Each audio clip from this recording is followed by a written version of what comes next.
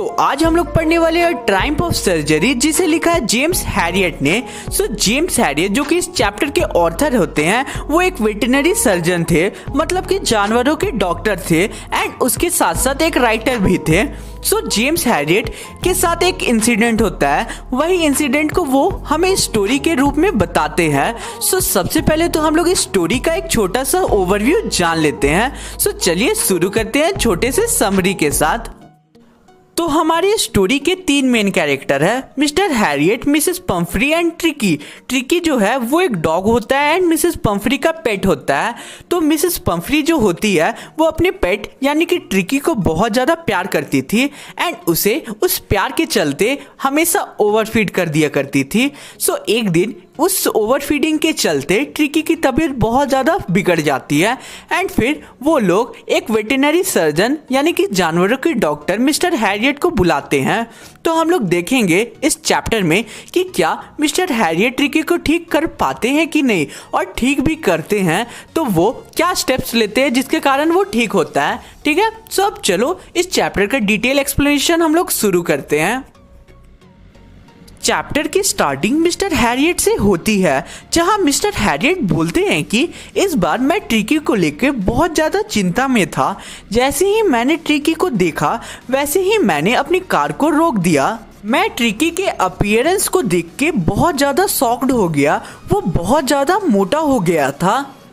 अब Mrs Pomfrey mister Harriet को बोलती है कि मिस्टर हैरियट, ट्रिकी बहुत ज़्यादा लिस्टलेस हो गया था और ऐसा लग रहा था जैसे उसमें एनर्जी है ही नहीं, इसलिए मैंने उसे एक्स्ट्रा मील देना शुरू कर दिया।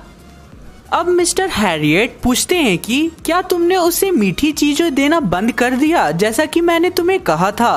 मिसेस पंफ्री इसका रिप्लाई देते हुए कहती है कि हाँ, मैंने कुछ दिन तक तो बंद कर दिया था, लेकिन वो इतना कमजोर लग रहा था, इसलिए मैंने उसे चॉकलेट और क्रीम केक देना फिर से शुरू कर दिया।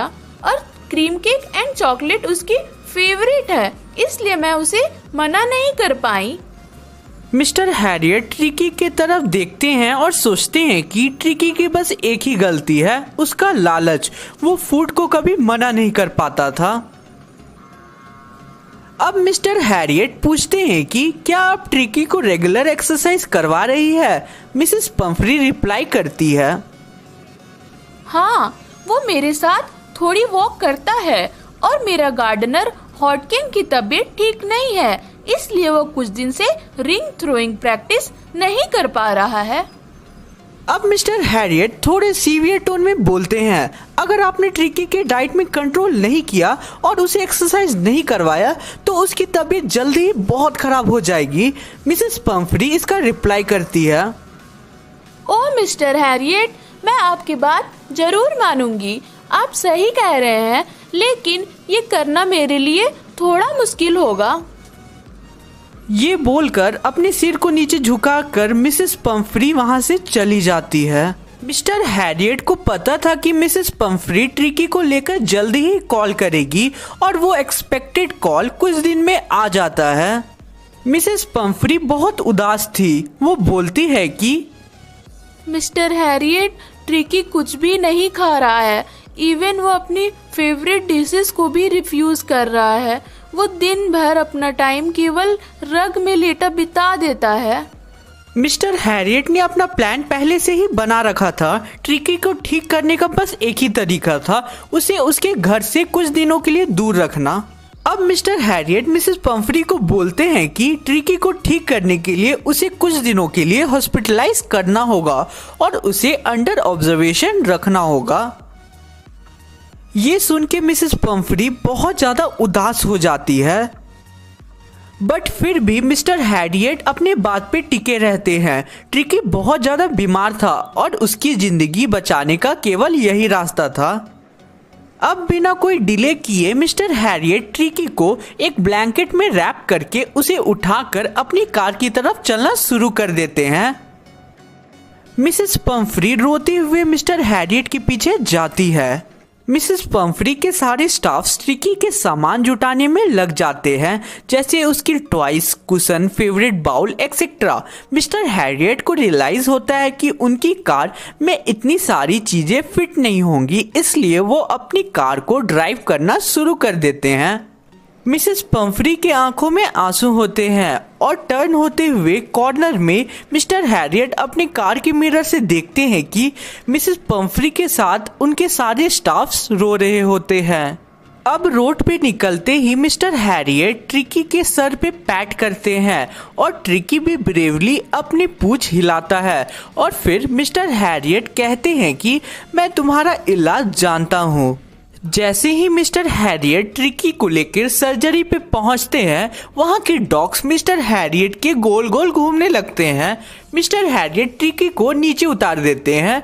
अब सभी डॉग्स उसे सूंघने लगते हैं, यानी कि ट्रिकी को सूंघने लगते हैं और लास्ट में उसे एक अनइंटरेस्टिंग ऑब्जेक्ट समझकर इग्नोर कर देते हैं। मिस्टर हैरियट ट्रिकी के लिए बाकी डॉग्स की जगह बेड प्रिपेयर करते हैं। 2 दिनों तक मिस्टर हैरियट ट्रिकी के ऊपर नजर रखते हैं और उसे खाने के लिए कुछ भी नहीं देते, लेकिन उसे बहुत सारा पानी पीने को देते। अब दूसरे दिन के एंड तक ट्रिकी अपने सराउंडिंग में इंटरेस्ट दिखाना शुरू कर देता है और तीसरे दिन जब वो बाकी डॉग्स की आवाज़ सुनता है तो वो भी आवाज़ निकालना शुरू कर देता है। अब ट्रिकी जैसे ही बाहर आता है, उसे सारे डॉग्स घेर लेते हैं और अच्छे से इंस्पेक्ट करना शुरू कर देते हैं। उसके बाद सारे डॉग्स गार्डन की तरफ दौड़ने लगते हैं। ट्रिकी धीरे धीरे उनके पीछे चला जाता है। मिस्टर हैरियट ट्रिकी के खाने के वक्त हमेशा प्रेजेंट रहते थे। जैसे ही खाने के लिए सारे डॉग्स को बुलाया जाता था, वो लोगों के बीच एक हेडलॉन्ग रश हुआ करता था, क्योंकि सारे डॉग्स को ये पता था कि जो खाने के पास जल्दी पहुंचेगा उसे ज़्यादा खाना मिलेगा। ट्रिकी बाउल के पास सबसे लास्ट में पहुंचता था और बाउल को लिक करने लगता था, यानी कि बचे हुए खाने को फिर लिक करने लगता था। ये देख के मिस्टर हैरियट बहुत ज़्यादा खुश होते हैं। अब अगले दिन से ट्रिकी के लिए एक एक्स्ट्रा फूड बाउल रख दिया जाता था और अब ट्रिकी में एक रैपिड प्रोग्रेस शुरू हो गया था। ट्रिकी का कोई भी मेडिकल ट्रीटमेंट नहीं होता है। ट्रिकी बस दिन भर दौड़ता रहता था। ट्रिकी की अब सारी डॉग्स के साथ अच्छी दोस्ती हो गई थी। मिसेस पंफ्री पूरे दिन में कई बार कॉल करके ये पूछते रहती थी कि ट्रिकी की रिकवरी कैसी चल रही है। जैसे ही मिस्टर हैरियट ट्रिकी की रिकवरी के बारे में बताते हैं मिसेस पंफ्री को, ट्रिकी के लिए वो डजन्स ऑफ फ्रेश एग भेजना शुरू कर देती है ताकि ट्रिकी स्ट्रॉन्ग बन सके। एग्स को मिस्टर हैरियट ट्रिकी को नहीं दिया करते थे, बल्कि वो एग्स वो और उनके पार्टनर खुद कंज्यूम किया करते थे।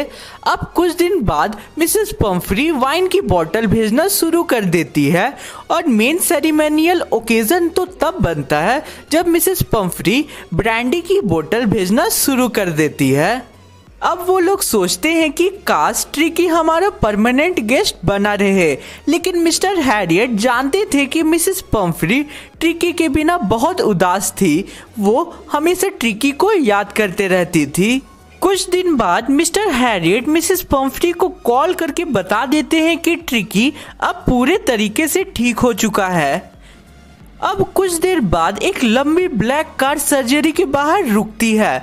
मिसेस पंफ्री कार से उतरती है। मिसेस पंफ्री के होठ कांपते हुए मिस्टर हैरियट को पूछते हैं कि मुझे सच्ची बताओ, ट्रिकी ठीक तो है ना? मिस्टर हैरियट रिप्लाई करते हैं, हाँ वो ठीक है, आपको कार से बाहर आने की जरूरत नहीं है, मैं अंदर जाके उसे ले आता हूँ।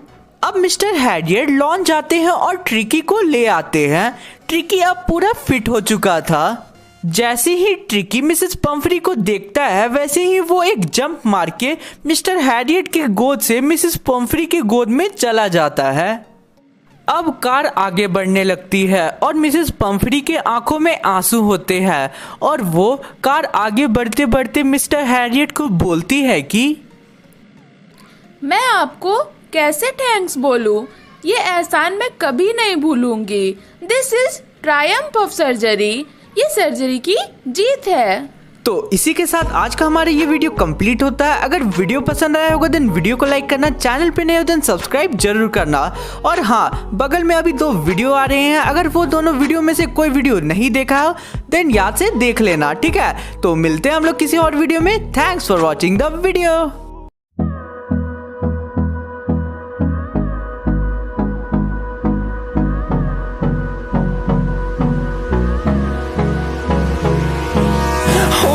Close till I get up. Time is barely on our side. I don't wanna waste what's left.